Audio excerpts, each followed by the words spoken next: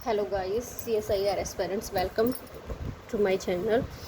Next हमारा topic है, important topic है, मोल कंसेप्ट का टॉपिक है जो हम +1 क्लास से पढ़ते आ रहे हैं। ठीक है, अब उसमें भी मतलब ये है कि ऐसा नहीं है कि आपको सारे ही क्वेश्चन आएंगे, लेकिन आपको करना तो है। अब अगर आपको टाइम मिले तो आप अटैम्प्ट करना, अदरवाइज़ तो ये ना हो कि आप बी पार्ट को क्या करो कि बी पार्ट को छोड़ दो और सी पार्ट को अटैम्प्ट करने लग जाओ। सी में ही हमारे न्यूमेरिकल टाइप और जो टाइम कंज्यूमिंग क्वेश्चंस आते हैं। ठीक है, लेकिन आप देख लीजिए उसमें 4 मार्क्स का भी आता है और इसमें से क्वेश्चन भी आए हुए हैं। अब टाइम वेस्ट ना करते हुए मैं आपको आगे बताती हूँ। ठीक है, मोल कंसेप्ट में हमारे बहुत इजी से क्वेश्चन आते हैं, लेकिन आपको थोड़ा सा फॉर्मूलाज पे ध्यान रखना होता है। ठीक है, अब जैसे कि मोल कंसेप्ट हमारा क्या होता है, एक mole amount of a substance that contains exactly 6.02214076 into 10⁻23। लेकिन हम +2 क्लास तक पढ़ते आ रहे 6.023 इंटू 10⁻23 की हम ये वैल्यू पुट कर देंगे जहाँ पे 1 मोल की वैल्यू आएगी। हमें डिटरमाइन करने, मोल्स डिटरमाइन करने होंगे। ठीक है, तो एलिमेंट्री एंटाइटीज़ होती है, इसकी कंप्लीट वैल्यू ये होती है हमारी। ठीक है, अब नेक्स्ट है, these एंटाइटीज़ can be atoms, molecules, ions और अदर पार्टिकल्स। अब जो एंटाइटीज़ होती हैं ये एटम्स भी हो सकती हैं, मॉलिक्यूल्स भी हो सकती हैं, आयंस भी हो सकती हैं और टीनी पार्टिकल्स भी हो सकते हैं। अब आपको ना वहाँ पे मोल की जगह जैसे कि आपको दे दिया एक DNA सीक्वेंस दे दिया, लेकिन वहाँ पे लिखा होगा कुछ ना कुछ मोल से रिलेटेड, जैसे कि मोलर स्केल लिखा होगा, मोलिक्यूल लिखा होगा, DNA मॉलिक्यूल्स लिखा होगा, जैसे कि 1 molecule of DNA, 2 molecule of DNA। ऐसे कन्फ्यूजिंग क्वेश्चन आपको दिए होंगे, स्टेटमेंट्स दिए होंगे, लेकिन आपको क्वेश्चन जो है वो आइडेंटिफाई करना होगा कि इसमें दिया क्या हुआ है और मुझे मेंशन क्या है और मुझे डिटरमाइन क्या करना है। नेक्स्ट देखिए, इसमें द नंबर जैसे कि हमारा 6.0221407 into 10⁻23 known as Avogadro constant. हाँ, इसको हम क्या बोलते हैं, एवोगैड्रो कांस्टेंट बोलते हैं और इसको डिटरमाइन करते हैं Na से। ठीक है, अब यूनिट हम क्या कर देते हैं, unit of measurement for the amount of a substance. कोई भी मोल क्या होता है कि यूनिट होती है। ठीक है, जैसे कि हम जब लैब में काम करते हैं ना, क्या कहते हैं कि इतना मोल हमें चाहिए। ठीक है, तो हम उसी के अकॉर्डिंग ही वैल्यू डिटरमाइन करते हैं, वेट करते हैं उसका, फिर तभी तो हम सॉल्यूशन या मिक्सचर कोई प्रिपेयर करेंगे। नेक्स्ट ये देखिए, यहाँ पे मैंने आपको बताया था कि हम ये वैल्यू लर्न करते हैं। ठीक है, बहुत ईजी रहेगा, इतनी बड़ी वैल्यू हमें मोस्टली टाइम नहीं लर्न रहती। 1 mole is equal to 6.023 into 10⁻23 atoms. अब ये देखिए, in terms of 1 mole, in terms of volume में हम क्या लेते हैं, इसको लीटर्स में ले लेते हैं। ठीक है, लीटर्स में ले लेंगे, लीटर में मैं आपको बताऊंगी आगे क्या वैल्यू लेते हैं। ठीक है, अब नेक्स्ट 1 मोल की वैल्यू ये देखिए 4 मोलिकुलर वेट भी इतना ही रहेगा। ठीक है, नंबर ऑफ मोल्स एन से डिनोट करते हैं हम। अब इसको हम डिटरमाइन कैसे करते हैं, weight of the substance by atomic weight और molecular weight.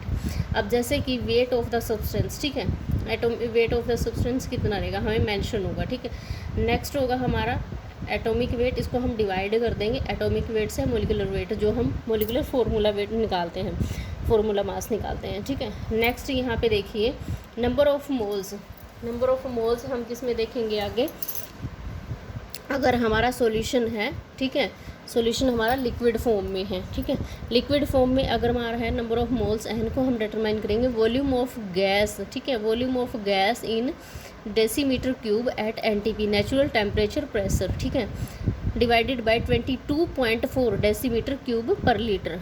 Next number of moles N, इसको जब भी हम ये वाला हमारा गैस के लिए। ठीक है, अब आगे देखिए number of particles, number of particles DNA के भी आ सकते हैं। ठीक है, फोटोन्स के भी आ सकते हैं, इलेक्ट्रॉन्स के भी आ सकते हैं, नंबर ऑफ पार्टिकल्स। ठीक है, अब नेक्स्ट इसको हम डिवाइड कर देंगे 6.023 इंटू 10⁻23 से डिवाइड हम इसको कर देंगे। ठीक है, अब नेक्स्ट में मैंने आपको बताया कि एक स्पेशल वीडियो अब आएगी, उसमें मैं आपके हर एक टॉपिक वाइज क्वेश्चन को सोल्व करके बताऊंगी। ग्राम इक्विवेलेंट वेट क्या होता है हमारा, ग्राम इक्विवेलेंट वेट +2 +1 में हमें नहीं समझ में आता था क्या होता है, लेकिन बहुत ईजी सा कंसेप्ट है, अब मैं आपको बताती हूँ। ठीक है, ये क्या होता है, it is equal to mass in grams numerically equal to equivalent weight. जो हमारा मास होता है ग्राम्स में न्यूमेरिकली, वो इक्वल होता है किसके, एक इक्विवेलेंट वेट के। If the mass of a chemical entity is in grams. ठीक है, हमें कोई भी केमिकल एंटाइटीज़ दे दी, जैसे कोई इतने आयंस हैं। ठीक है, पर्टिकुलर इतने हमारे एटम्स हैं, या फिर हमें मेंशन कर देते हैं इतने मॉलिक्यूल्स हैं, पार्टिकल्स हैं। ठीक है, उनका ग्राम्स के अंदर वेट। अब देखिए यहाँ पे इसका फॉर्मूला सबसे important, gram equivalent weight is equal to molecular weight divided by valency factor.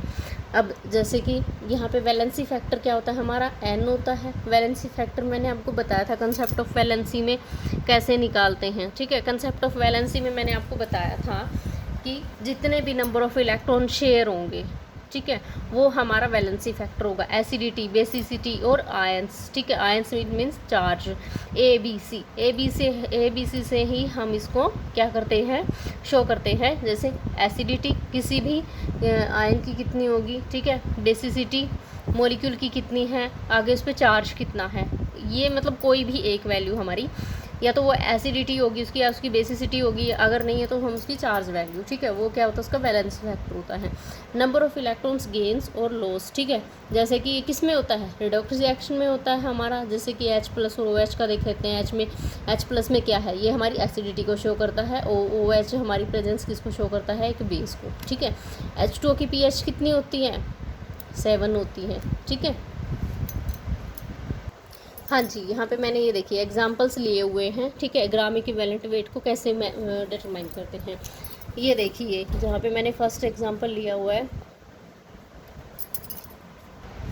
Gram equivalent wait को हम डिटरमाइन करेंगे। देखिए मैंने यहाँ पे ले लिया है एक, जैसे कि H2SO4 ले लिया। H2SO4 में मेरे पास क्या है फॉर्मूले में, देखिए ये मेरा रिएक्टेंट था। अब मैंने क्या बनाया, यहाँ से 2 ब्रेक हो गया ये 2H प्लस SO4 नेगेटिव में, ठीक है, अब माइनस में। अब जैसे कि यहाँ पे H2SO4 है, इसका हम मोलिकुलर वेट निकालेंगे। हमारे पास कितना है, यहाँ पे इसका 1 होता है, ठीक है। 2 इंटू मैंने यहाँ पे शॉर्ट में लिखा हुआ है, जैसे कि यहाँ पे मैं निकाल देती हूँ H2SO4, ठीक है।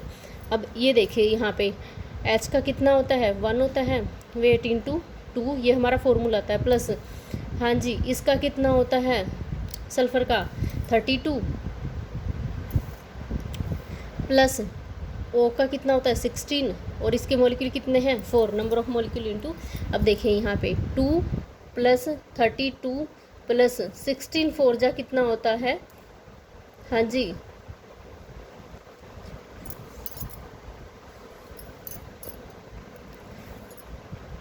अब यहाँ पे मेरा फॉर्मूला आ जाता है। देखिए ये मेरा आता है मोलिकुलर वेट, ये देखिए 98। अब मैंने यहाँ पे वैलेंसी फैक्टर इसका कितना रहेगा, 2 रहेगा, ठीक है, क्योंकि यहाँ पे कितने हैं हाइड्रोजन है 2, इसकी एसिडिटी कितनी है 2। अब मैं इसको डिवाइड कर देती हूँ, और यहाँ पे मेरा ग्राम इक्विवेलेंट वेट कितना आ गया 49, ठीक है।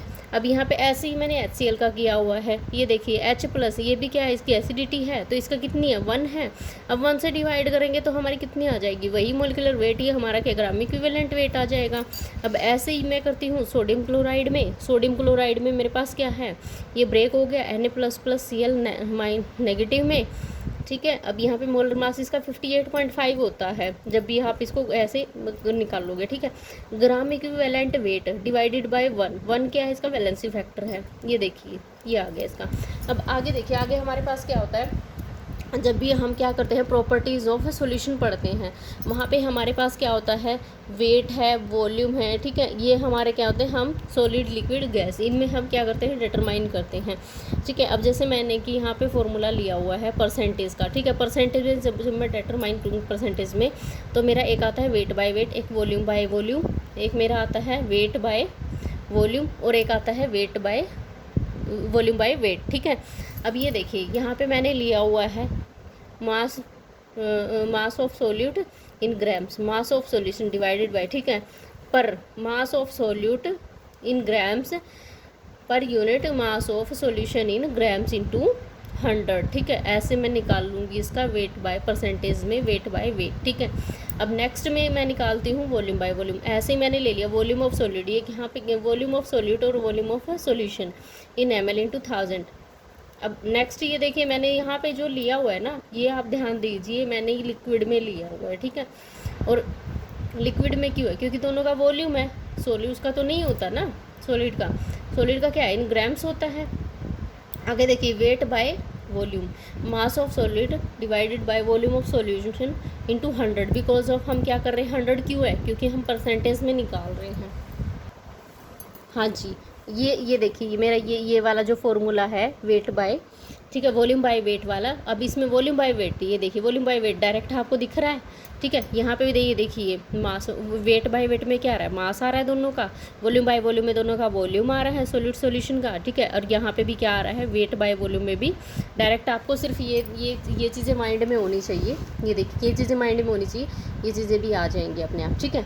ये चीज़ें कैसे आ जाएंगी, ये देखिए यहाँ पे मैंने लिया हुआ है वेट बाय वेट लिया हुआ है, यहाँ पे भी mass of solute mass of solution लिया हुआ है, यहाँ पे ये देखिए मैंने लिया हुआ है वॉल्यूम बाय वॉल्यूम, तो यहाँ पे भी volume of solute volume of solution लिया हुआ है, ठीक है। अब यहाँ पे देखिए weight of volume, weight by volume लिया हुआ है मैंने।